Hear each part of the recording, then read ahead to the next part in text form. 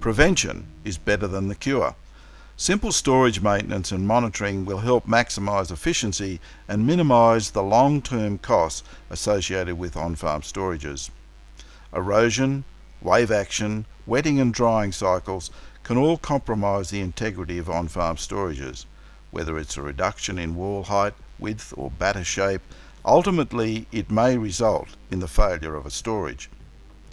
Bernie Martin from Tahlee Consulting, Gunnedah, believes that prevention is better than the cure. A maintenance program should be set in place to make sure the storage retains its original shape and function. I think the first step is what's the storage going to be used for? Is it a storage that has water in it more often, or a storage that has water in it less often? If it's more often full, then the fact that it's full will dictate the maintenance program, because you can only work on the bit that's out of the water.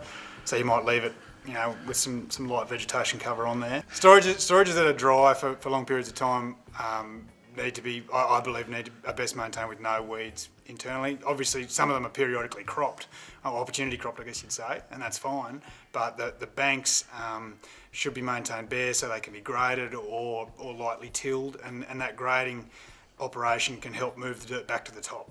Obviously, gravity's fighting us all the time, pushing the dirt to the bottom, and so when they're empty, running a windrow with the grader in a spiral fashion pushes that dirt back to the top, when it's only a small quantity of dirt to move. It's when the opportunity arises to get in there, fix what you can, but just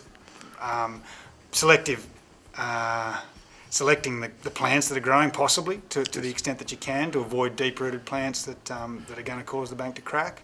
And if that storage is going to be dry for a while, spray it out. Don't think you can carry that vegetation through. Well, the vegetation is going to help with your wave action, which is why it's good. But the reason we don't want the vegetation in the ones that are going to be dry for long periods of time is it'll just crack the bank.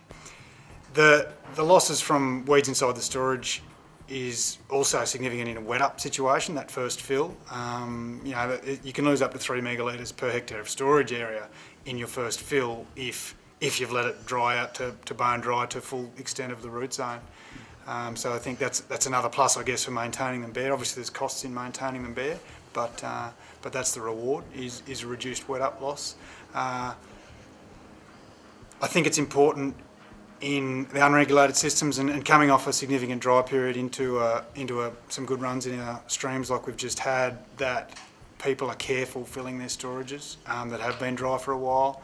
They're obviously, water's gold, so you've got to get it, but you've got to be sensible, and a monitoring strategy as you're filling is important. Looking for cracks around the top, looking for any wet patches around the bottom, any of those signs that could help you catch a failure before it's a failure. For good storage management, a maintenance program is essential. Best practice is no vegetation. If you have any vegetation on the inside bat of a moist storage, keep it in check by slashing or spraying, and get rid of it once the storage is dry, or face the consequences of cracking, tunnelling and potential storage failure. Regularly assess storage for erosion and wave action, which may compromise the storage shape and structure. Carry out grading and minor earthworks to prevent future problems. You pay for your investigations one way or the other.